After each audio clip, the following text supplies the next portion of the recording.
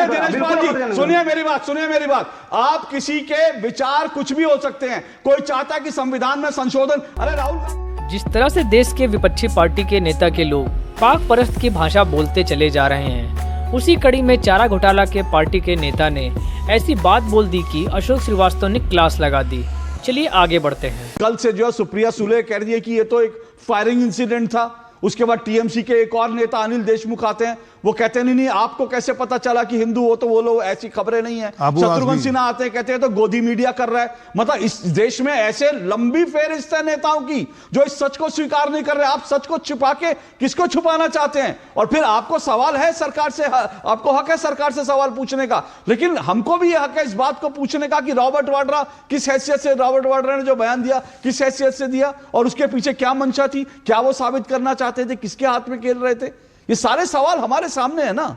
तो दूध का धुला कोई नहीं है, सवाल सबसे होने चाहिए, सवाल सबसे होंगे, और इसीलिए आरजेडी से भी सवाल होगा। डॉक्टर दिनेश पाल, ये स्क्रिप्टेड लगता है? शक्ति यादव के बयान को लेकर क्या आरजेडी की तरफ से कोई अभी तक कोई रिएक्शन आया? आरजेडी ने क्या इसका खंडन किया? आपसे जानना चाहता हूं, अगर किया और मेरी जानकारी भी नहीं हो तो बताइए कि तेजस्वी यादव ने आकर कहा नहीं आरजेडी, ये जो शक्ति यादव का बयान है बिल्कुल बेहुदा बयान है, पार्टी इसके साथ नहीं खड़ी। क्या ऐसी कोई बात हुई है क्या? पहले तो आपको शुक्रिया कि आपने जोड़ा हमको, और सभी का अभिनंदन। सबसे पहले तो जितने लोग मारे गए हैं उनके परिवार के प्रति संवेदना व्यक्त करता हूं और घटना की निंदा करता हूं। आज बिहार के राजधानी पटना समेत सभी जिला मुख्यालयों पर इंडिया गठबंधन के जितने भी दल हैं सभी ने एक साथ कैंडल मार्च निकाला, क्योंकि पूरा देश इस घटना के बाद दुखी है और सरकार के और देश के साथ है, सेना के साथ है।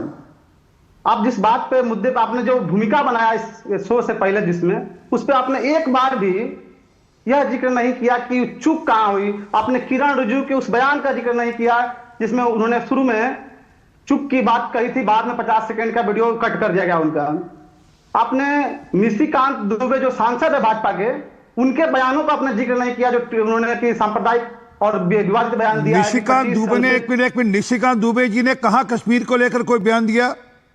उन्होंने आज ट्वीट पर नहीं, मैं पूछ रहा हूं, मैं जो स्पेसिफिक पूछ रहा हूं, कश्मीर के विषय में निशिकांत दुबे जी का कोई बयान है?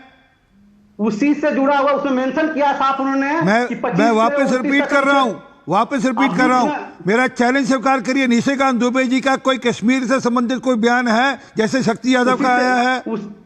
उसी से संबंधित बयान है, उन्होंने नीचे लिखा है। कैसे निकाला? उसी से जुड़ा बयान है, कैसे निकाला आपने? कश्मीर में जो हत्या हुई उससे पहले का बयान है, उसके बाद का बयान है? उनके बाद का बयान है, और अनुच्छेद जो दिखा अनुच्छेद 26 को लेखा। मैं कल भी मेरी डिबेट में निशिकांत दुबे के बयान का जिक्र हुई थी और मैंने पूरा उसको पढ़ के सुनाया। उसमें क्या आपत्तिजनक है भाई? उन्होंने अपनी एक राय रखी, उनको राय रखने का अधिकार है, उसमें क्या आपत्तिजनक है? एक मिनट सुनिए दिनेश पाल जी, सुनिए मेरी बात। आप किसी के विचार कुछ भी हो सकते हैं, कोई चाहता है कि संविधान में संशोधन। अरे राहुल गांधी ने भी कहा हम संविधान में संशोधन करके 50% से ज्यादा आरक्षण कर देंगे, तो क्या राहुल गांधी के बयान को हम इसके लिए जिम्मेदार ठहराएं? सुनिए मेरी बात, संविधान, एक मिनट मेरी बात सुनिए। संविधान को लेकर के, आपके संविधान में संशोधन को लेकर सबकी अपनी अपनी राय हो सकती है, और देश में डेमोक्रेसी है। 1975 का आपातकाल नहीं है कि आपको अपनी राय व्यक्त करने का। लेकिन मैं आपसे पूछ रहा हूं, यह बात जो है खुले तौर पर जो है बैठक के बाद किरण रिजिजू ने कहा कि हां चूक हुई, हम इसकी जांच करवाएंगे। सरकार ने माना, और हमने भी कल दिखाया था सरकार ने माना। लेकिन मैं ये पूछ रहा हूं, शक्ति यादव अगर सरकार की चूक का सवाल उठाते तो हमें कोई तकलीफ नहीं थी। आप सुरक्षा में चूक का सवाल उठाते, कोई तकलीफ नहीं थी। लेकिन वो कहना क्या चाह रहे हैं? वो कहना चाह रहे हैं कि बिहार में चुनाव है इसलिए भारत सरकार ने आतंकी हमला कराया। ये शर्मनाक बयान है कि नहीं है? बिल्कुल, आप इसको डिफेंड नहीं कर रहे। उन्होंने ये बात बिल्कुल नहीं बोला। उन्होंने क्या बोला? उन्होंने कहा स्क्रिप्टेड है। स्क्रिप्टेड का मतलब क्या होता है? आप बोलिए। एक मिनट उनके बात में हम आ रहे थे। बोलिए, स्क्रिप्टेड का मतलब क्या होता है? आपने निशिकांत दुबे का जिक्र नहीं किया। मैंने कहा स्क्रिप्टेड का मतलब क्या होता है? स्क्रिप्टेड बात नहीं, किसी बात। शक्ति यादव के बयान से भागिए मत। शक्ति यादव के बयान पर जवाब दीजिए, वो जवाब चाहिए आपकी है। उनके बयान पे हम आ रहे हैं, आप चुप रहे, पहले सुनिए हमारी बात। नहीं, आप शक्ति यादव के बयान पे बोलिए ना, मैं चुप रह के सुनूंगा आपकी बात। शक्ति यादव के बयान पे बोलिए। बोलिए शक्ति सुब्रमण्यम यादव स्वामी के का बयान बयान पे। जिक्र कीजिए, उन्होंने भी बयान दिया या इस्तीफा की बात की? मैं सुब्रमण्यम शक्ति स्वामी यादव के नेता- बयान की बात कर रहा हूं। भाजपा शक्ति के यादव के नेता बयान पे और बताइए, शक्ति- क्या बताएं। पहलगाम का आतंकी हमला स्क्रिप्टेड था? और अगर स्क्रिप्टेड था तो स्क्रिप्ट किसकी थी बताइए। शक्ति यादव का बयान जो था उसका पूरा बात को सुनिए और जिक्र कीजिए। मैंने पूरा उन्होंने सुन कहा लिया, कि- दोबारा सुना दूं क्या? तो सुनिए, हम सुना बता तो रहे हैं, दोबारा सुनिएगा कि नहीं सुना आप दूं? हमारी बात? मेरी बात को सुनिएगा कि नहीं सुनिएगा पहले बताइए। बोलिए। गजब बेइज्जती है। आप बुलाए, सुनिए पहले।